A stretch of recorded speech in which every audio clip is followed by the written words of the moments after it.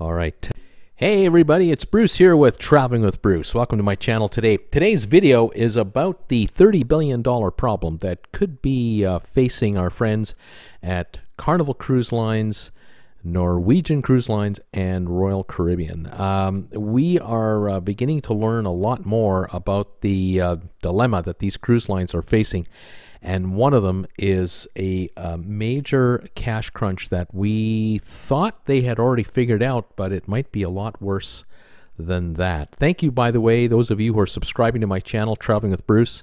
Thank you for giving my videos thumbs ups, and I appreciate your comments as well. Please join me on my Facebook group page, also my Instagram page.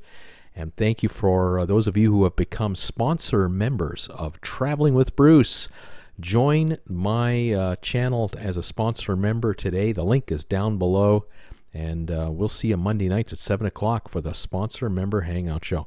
All right, let's talk about the three big cruise lines. Carnival, Royal Caribbean, and Norwegian are the three biggest in the world. They're all publicly traded. And we've got an issue here with respect to funds. How much money they need to raise going forward, and let's get into it right now. Folks at Carnival, they run 9 different cruise lines. In case you don't know this, they operate Carnival, Holland America, Princess Cruises. They run Costa Cruises, Cunard, and Seabourn, and a few others. They had 104 ships in total under their control. They're trying to unload 13 of them now so that they'll end up with 91 ships. Over at Royal Caribbean, they're handling 63 ships for the Royal Caribbean line, Celebrity, Azamara. And over at Norwegian, they've got a couple of cruise lines, 28 ships in total for Norwegian, Regent Seven Seas. And they have collectively now raised a lot of cash since the early part of this year. When the pandemic broke back in March, the 3 cruise lines went to their bankers and started drawing down cash. And so far, in the 5 months from approximately March to now, they've picked up $16 billion in fresh cash. A bunch of that money, however, has gone towards paying off debts that matured during this 5-month window. So they have a number of loans out there they took out 2-3 years ago that are now up for payment, and they have raised enough cash to pay off all of their loans between now and basically the end of this year. And they've raised enough cash to stick around till the end of this year, because they knew that without any paying customers on board their ships, they have a burn rate that used to be about $2 billion a month, and they've now dropped that down into the $1 to $1.1 billion a month range. That's how much cash they're burning right now, not being in business. The cruise lines, of course, have been very busy repatriating their crews. They've been very busy in renegotiating dry dock work. They've postponed a lot of that. They have also been negotiating with their shipbuilders to not take delivery of cruise ships quite so quickly. They've also been quite busy behind the scenes to delay the build out of new cruise ships that they had ordered, and there's a lot of behind the scenes negotiating going on with their suppliers. They've done layoffs of their on board their staff that are onshore. They've done layoffs and furloughs and pay cuts, and you name it. They're scrambling everywhere they can to cut their expenses. Now, a couple of pieces of news for you, a little more information for you to kind of give you an idea of the impact of this. Just Carnival alone, Carnival, they are going to be spending $850 million a year more in interest charges because of the rollovers they've done and the capital that they've raised. They've raised over $8 billion, and their cost of money has gone way, way up. If you would have had this kind of expense added to their 2019 report, when they made the most money they ever made in 2019, they used to make $4.40 a share in profit, which allowed their stock to trade in that $50 to $55 range.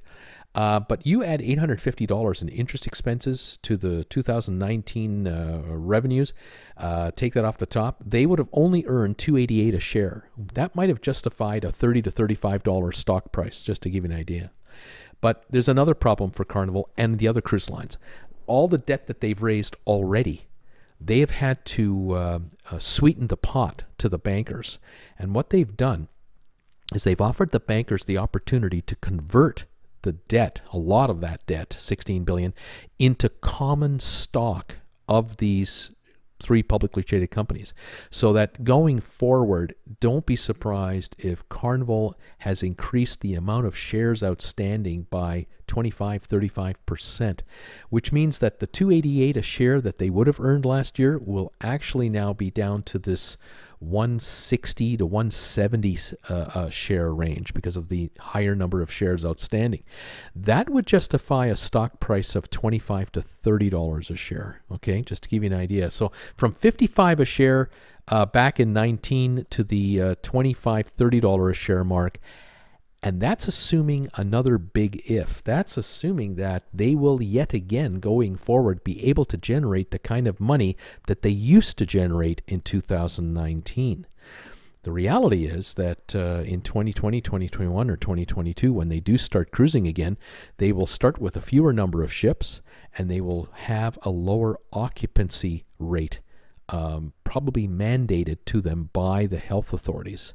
So if they are mandated down to a 50% capacity, for example, they can't generate the kind of gross revenue they generated in 2019, but they've got higher expenses with those interest costs going forward. And this might wipe out any earnings per share going forward for a few years. Here's one other thing to consider: the $30 billion problem. Let me get to that. The $30 billion problem for these three cruise lines comes out when you try to figure out when will there be a vaccine available for people to take so that the cruise lines can fully gear up again with their fleets. The most optimistic vaccine projections were that there might be a vaccine by the end of 2020. I personally doubt it, but even if there were, the earliest the cruise lines would be up and running would be June of 2021. That's almost a year from now. If a vaccine is ready by next June of 2021, which is a year from now or so, then the cruising wouldn't start until January 2022, and that's a 15-month delay. But if a vaccine is not ready until January 2022, which a lot of people think is a lot more realistic, then the beginning of cruising would be June of 2022. That is almost 2 years from now. Unthinkable that there wouldn't have been a cruise from March of 2020 till June of 2022. But by June of 2022, the cruise lines will have to raise a minimum of $30 billion additional dollars to the $16 billion they've already raised. And that just gives you an idea of just how much this is going to take for the cruise lines to survive. As we speak to you now, as I'm telling you this story now, cruise lines are already going out of business. We just had CMV close down yesterday. We've had Pullmantur drop by the wayside a month and a bit ago. There could be other casualties between now and then. If the cruise lines have to raise an additional $30 billion that in cash, they're going to end up paying at least 12% for that money. They're going to be paying out $3.6 billion a year in additional interest charges between them. I'm not talking about Disney or MSC or Ponant or any of the other cruise lines that are out there, just the big three. So for our friends at Carnival, if they're going to increase their interest expenses by double what they have already, they're going to go from $850 million a year in interest expenses to $1.7 billion a year in interest expenses. That could take their earnings per share from the 2019 figures right to zero. And now you have to ask yourself, what will the shares trade at if the company has no net earnings coming in the front door? And that is the multi-billion-dollar question going forward. There will come a point in time where the bankers will not lend the cruise lines any more cash. There will be a certain point where they will say, no more. You've extended it out as far as you can go. You have to start sailing. If they can't sail at full capacity or can only sail at half capacity, we're dealing with a scenario here where the cruise lines could be in for a world of hurt for years to come. But we'll have to wait for that to happen. We'll keep an eye on it in the meantime. Folks, thank you for joining me today. And again, subscribing to my channel, giving my videos thumbs ups. I hope you find these videos informative. I really appreciate your comments as well. In the meantime, please stay warm, stay safe, stay healthy. And we'll try to stay on top of this story as best we can. Take care, everybody. Bye for now.